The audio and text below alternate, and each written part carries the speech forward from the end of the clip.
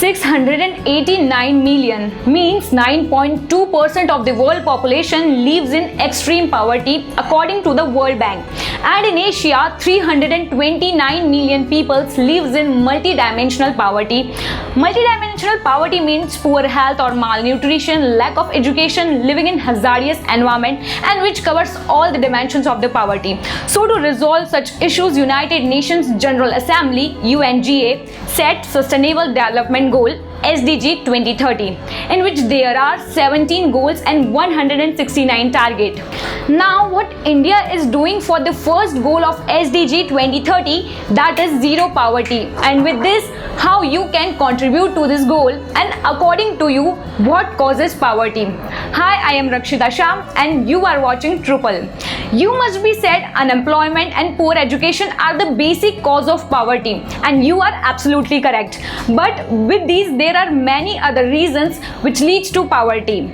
Let's move ahead with the basic example. From last 1 year, we all faced a huge crisis. Lots of people loses their job, lots of people are underpaid, and with these lots of children are remain uneducated. Yes, online classes are going on and we know that, but what about those children who cannot access to the internet? In small towns there are some people who can't afford one-time meal for their family, so they send their children to those government schools where he or she can have a one-time meal, but the work of Anganwadi had been stopped during pandemic. Then inadequate access to clean water and nutritious food.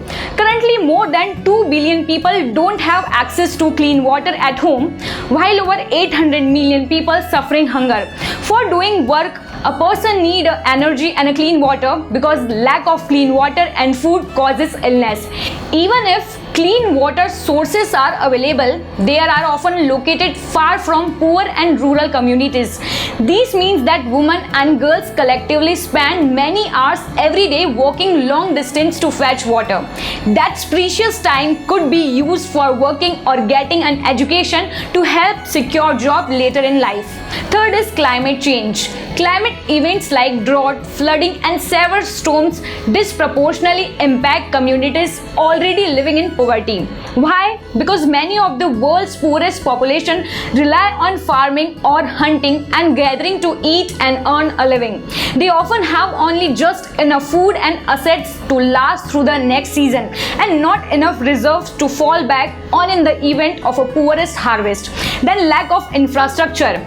Imagine that you have to go to work and or to the store, but there are no roads or to get to there, or heavy rains have flooded your route and made it impassable. Then what would you do?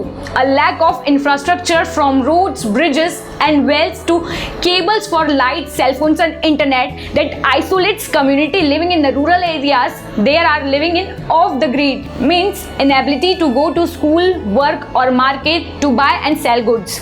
Next is limited capacity of the government. Many people living in the United States are familiar with the social welfare programs that people can access if they need a health care or food assistance, but not every government can provide these type of helps to their citizens. Ineffective government unable to provide necessary infrastructure or ensure the safety and security of their citizens in the event of conflict. And the last is corruption. There are many plans and programs that government runs for the poor people, but sometimes people don't have enough information of the program, and there are many corrupt officers in the government offices. They ask for lots of paper and identities, which leads poor people to get stuck in vicious circle of the poverty.